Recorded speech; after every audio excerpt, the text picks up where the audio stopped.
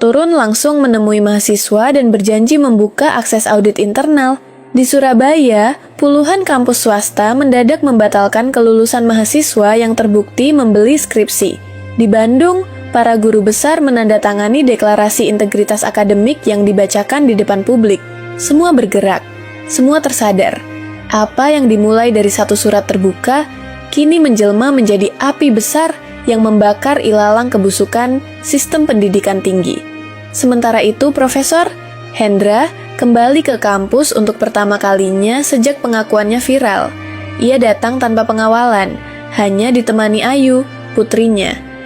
Ketika ia melangkah masuk ke halaman fakultas, puluhan mahasiswa berbaris di sisi kanan dan kiri, memberi salam hormat seperti menyambut pahlawan yang baru pulang dari medan perang. "Selamat datang kembali, Profesor. Kami semua berdiri bersama Bapak." Ia tersenyum haru. Bukan karena merasa menang, tapi karena menyadari perjuangannya tidak sia-sia. Di tangannya, ia membawa naskah pidato kuliah umum yang diminta oleh dekan untuk disampaikan dalam forum akademik nasional. Di dalam aula, ratusan mahasiswa duduk rapi. Kamera siaran langsung dari berbagai media nasional menyorot wajah tenang sang profesor saat ia berdiri di podium. Ilmu tidak boleh tunduk pada kekuasaan, dan pendidikan bukan tempat memperdagangkan jabatan. Kita bukan pabrik gelar, kita adalah benteng terakhir peradaban, ucapnya mantap. Sementara itu, Andra tengah dalam perjalanan ke luar negeri untuk menerima penghargaan dari komunitas jurnalis Asia Tenggara. Namun sebelum naik ke pesawat, ia mengunggah video singkat di akunnya. Cerita ini belum selesai. Tapi mari kita mulai dari satu kesimpulan sederhana. Jangan pernah anggap kecil satu suara kejujuran. Karena dari satu suara, bisa lahir perubahan yang mengguncang kekuasaan. Video itu langsung meledak. Diunggah ulang ribuan kali. Komentar dukungan datang dari seluruh penjuru, termasuk dari tokoh-tokoh senior yang dulu memilih diam. Dan di tengah gemuruh itu, di sudut kota Jakarta, Mulyono menghadiri panggilan dari penyidik KPK. Kali ini tanpa jas mewah, tanpa ajudan, dan tanpa sorotan kamera ramah. Ia hanya seorang mantan pejabat yang akhirnya dipaksa menjawab pertanyaan yang selama ini ia hindari. Di balik jeruji hukum, pengakuan palsu tak lagi bisa dilindungi. Senja merayap pelan di atas langit Yogyakarta.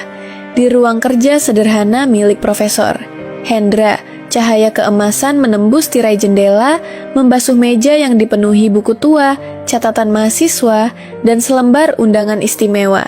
Hari itu, ia menerima kabar bahwa dirinya akan dianugerahi penghargaan kebangsaan untuk kejujuran akademik, langsung dari Presiden dalam upacara kenegaraan yang akan digelar sepekan mendatang.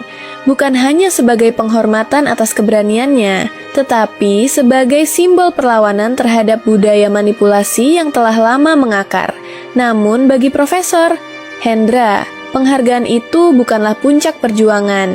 Puncaknya adalah hari ketika ratusan dosen dari pelosok negeri mengirim surat pribadi kepadanya. Surat-surat itu bercerita tentang pergulatan batin yang mirip, tentang ketakutan, tekanan, dan keinginan untuk kembali menjadi pendidik sejati, bukan pelayan kekuasaan. Ia membaca semuanya dengan mata berkaca-kaca. Beberapa hari sebelum upacara negara itu digelar, ia mengumpulkan sekelompok mahasiswa dan dosen muda di aula kecil fakultas. Ia ingin menyampaikan satu kuliah terakhir sebelum benar-benar pensiun. "Aku berdiri di sini bukan sebagai pemenang. Aku hanya orang tua yang pernah tergelincir dan akhirnya memilih berdiri kembali. Kalau ada satu hal yang ingin aku wariskan kepada kalian, bukan gelar, bukan teori, tapi keberanian. Keberanian untuk berkata jujur ketika dunia memilih diam. Semua yang hadir terdiam. Beberapa menunduk, yang lain menangis pelan. Di tengah zaman penuh tipu daya, suara kejujuran terasa begitu asing, namun sekaligus meneduhkan. Di luar kampus, dampak dari kisah ini terus bergulir. Kementerian Pendidikan meluncurkan program reformasi transparansi akademik nasional.